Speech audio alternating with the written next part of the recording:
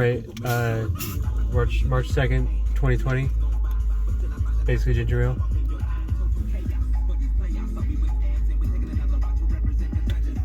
It's pretty good. Tastes like ginger ale. Alright. I give it a 10 out of 12. Oh, so why not 12 out of 12? It's a good question.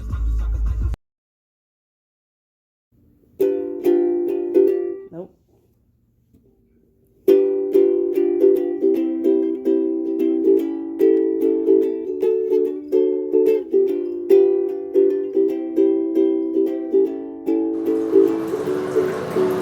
Alright, so here's my sister's fish tank, her and her boyfriend's.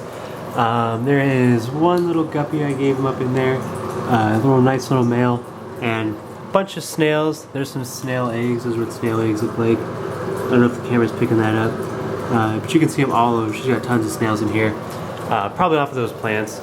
But I just confirmed with her that I'm gonna put some of these guys. Of course, the light's not on. Give me a second. These guys that are not that. That's the dad. See, like that one colored up nice and red, tons of algae. Need to wash the glass. But that one's super red. Get some of these like not blue ones out because I want my blue guys. That's why I picked all blue females. And I picked the only good looking male I found at my local fish shop. So I want to get rid of some of these other ones, and I don't want to kill them or nothing, but I don't know what else to do with them. So I'm going to put a bunch in her tank and let a couple more grow up to size and see what colors they got on them. So let's do that. Alright, so here are the fish. I took a cup of water. I took a third a cup from her tank, and I used a different cup to put 2/3 from my tank. And I just pulled out, you can see there's one male. There's the largest one's in there. Super colored up, nice and red. They're beautiful animals. That's a beautiful guppy, but just not what I want in my tank. So I'm just gonna slowly put them in. The temperature should be really close to the same, so I'm not really worried about acclimating. I'm just gonna do one of those. And now instead of one fish, she has a whole little school. And maybe they'll eat snails, maybe they'll breed, who knows? Who knows what they'll do.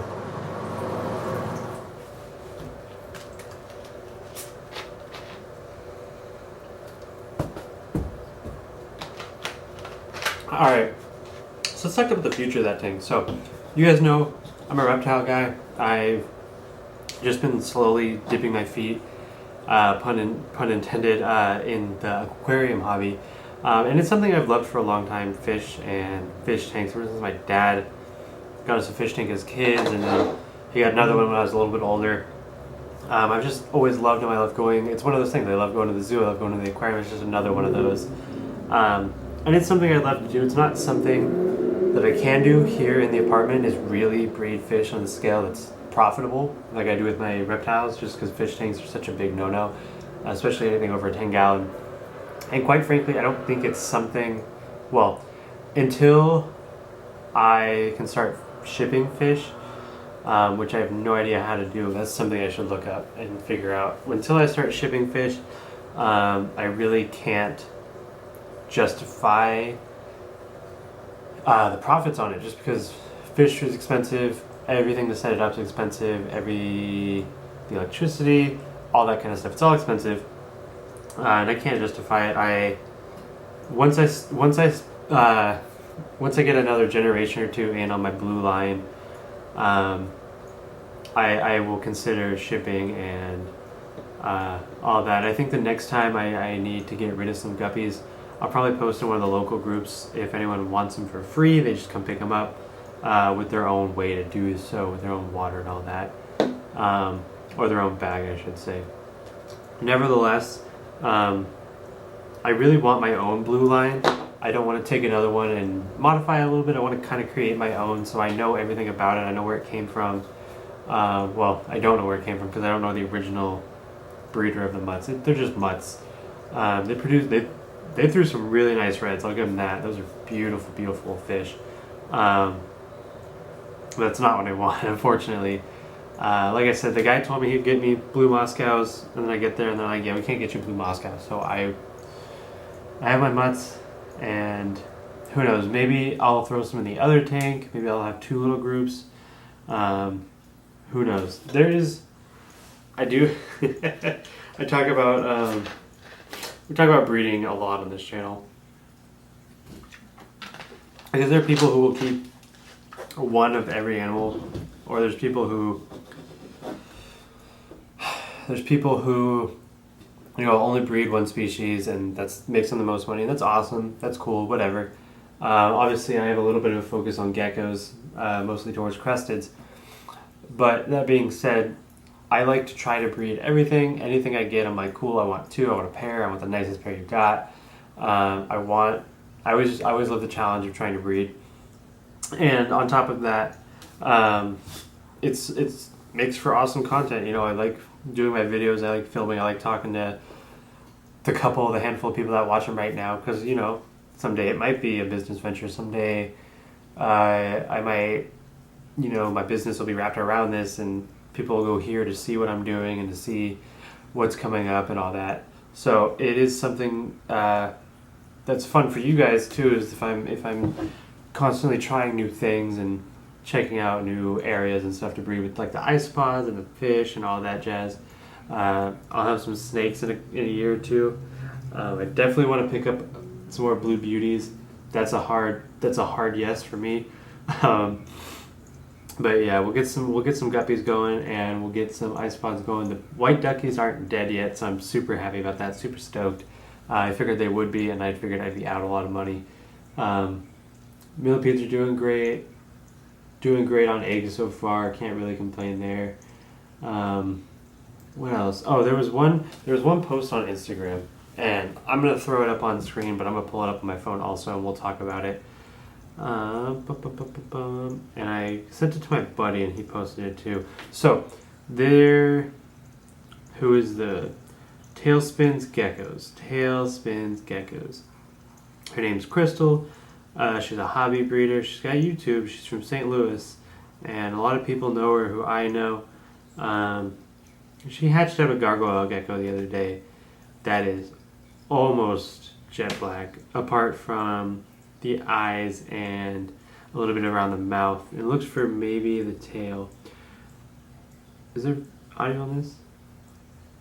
No, I don't think there is. And of course, gargoyle geckos, as she says, it'll probably lighten up. But that's super sick, and I think that's amazing. In my opinion, if you take something, that's a fat tokay. If you take something and you make it your own and you do something no one else is doing, that's an automatic win. If you take something someone else is doing that's doing great and you do it, you're usually in a good spot. If you take something that no one's doing and there's a reason no one's doing it, you put yourself in a bad boat. So, out of your three options, you know, obviously the last one, why would you do that? There's a reason people give away really bad, horrible animals for really cheap, because no one wants them. It's not worth breeding them. The middle one is a good way to get started, and it's something I do, is where maybe you buy something, or you buy a bunch of cresteds, or you buy a bunch of middle of the line leopards, and you breed them and you sell them and make some profit. You know, they're not normals, and they're not super expensive, so you can get your hands on them, and that's a good way to get into it.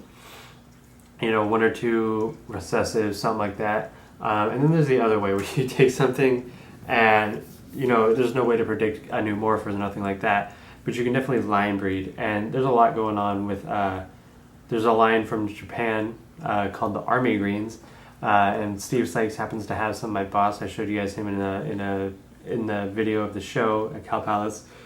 He's got Army Greens, and I talked to him as soon as he came back and he said he had them. I said, you know what, I want to be on that list. I want to be the first person on that list. He said, he was pretty shaky about it. You know, he's like, we got to hold some back. We picked the best of the best. We're not going to be letting super nice ones go. And I said, look, Steve, I want to be the first on the list. And he said, all right, you'll be first on the list. So when Army Greens come and they're, you know, $1,000, I'm gonna pick up a female, at least a female, if not a pair. And I'll probably end up putting them, if I just get a girl, I'll probably end up putting it with Malloy, because Malloy is super green. There is another gecko at work I want to put with Malloy next year. She is a stripe. It was the first stripe I seen, because when you put a baby away, all the dots are solid, because they just start solid and they fade into dots. So that's how we know they have bands, and that's how we know what stripes are, because they're just striped. And usually it's a stripe on the body, closes around the butt area, and stripe on the tail. But this animal is striped went all the way down, and it's not the most attractive and clean stripe, but I think I can make some awesome stripes.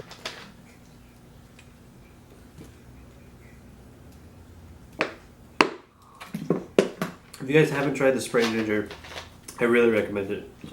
It tastes like ginger ale. It's ginger ale. I mean, there's only like a couple of brands of ginger ale. There's Seagram's, whatever that other one is with the green. Obviously the green because ginger ale, but it's so good. I love ginger ale. Caffeine free. Tug Snows, I think I wanted to do striped. I wasn't sure. Paddleless Whiteout has no goal right now, just because I have so little hopes for the project. Definitely want to hold back any paddleless females. If I end up with a nice strong male, I'm going to keep him. But I'm going to keep back females and add some more to these two. Maybe switch these two out if I have enough. I don't really plan on selling any, but if I can sell a couple, if I can produce enough to sell, 2 or 3, that would be awesome. If not, I'm not stressing it. I just want to vamp the project up a little bit. Who knows? Maybe just end up getting a new male or something like that. As far as the Super Snow White and Yellow project, that's still kicking off. I threw the male in with the females, I think once, maybe twice. No action, not to be expected. I just want to see if he might do something this year, but he's not going to. It's too warm. They're not ovulating. He definitely seemed exciting, but like I said, they're not ovulating. And that's it. There's nothing I can really do about that, and I'm not going to stress on it. It is what it is. I've got my roaches. I've got normals and Tug Snows. I've got 50% Black Knight, Double Het, Eclipse Blizzard, which is amazing, and I got Crested Geckos going out the wazoo. But yeah, I really appreciate you guys watching. If you stick to the end, I appreciate it. Lots of stuff's been happening. Lots of stuff's going to happen. Next heart meeting's coming up about garter snakes. That's going to be awesome. Lodi show, Pleasanton show, Vegas show, Pomona show, San Diego show, San Jose show. I will be at all of those. I'm not going to be vending all of them, but I'll be at all of those, which is super exciting for this year. So, nevertheless, if you guys enjoyed this video, please make sure to like, comment, subscribe. All that totally helps out. It is a small channel. Do hope to grow it slowly but surely. I'm not in any real rush to do that either.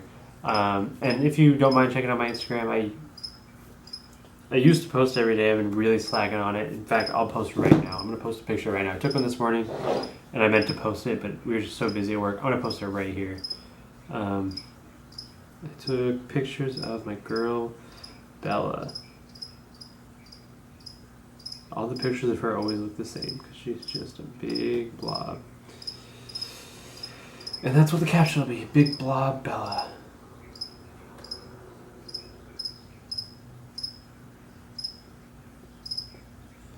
Roseville, California. Boom, boom. Share. Alright, so, like I said, check out my Instagram, my Facebook, my Twitter. I don't ever post on Twitter, because Twitter is kind of dumb, and it's hard to post a picture, and it's just kind of dumb. Twitter's stupid. If you have any questions, feel free to hit me up on jamesjeptiles@gmail.com. Talk to me at the shows, take a picture, tag me, all that fun stuff. And I'll catch you guys in the next video, because I do videos every other day, if not more often, which I really want to do. I want to do another video, but I'm kind of busy tomorrow. Maybe later this week I'll fill an extra one in there. Maybe instead of doing like video, skip a day video, and then video, skip a day video, I'll do like video, skip a day, video, skip a day. So kind of I put two together. I can get rid of one of the gaps without filling one of the gaps, if that makes sense. It worked out in my head. If I had a whiteboard in front of me, I could draw it out. But nevertheless, have a good day, you guys.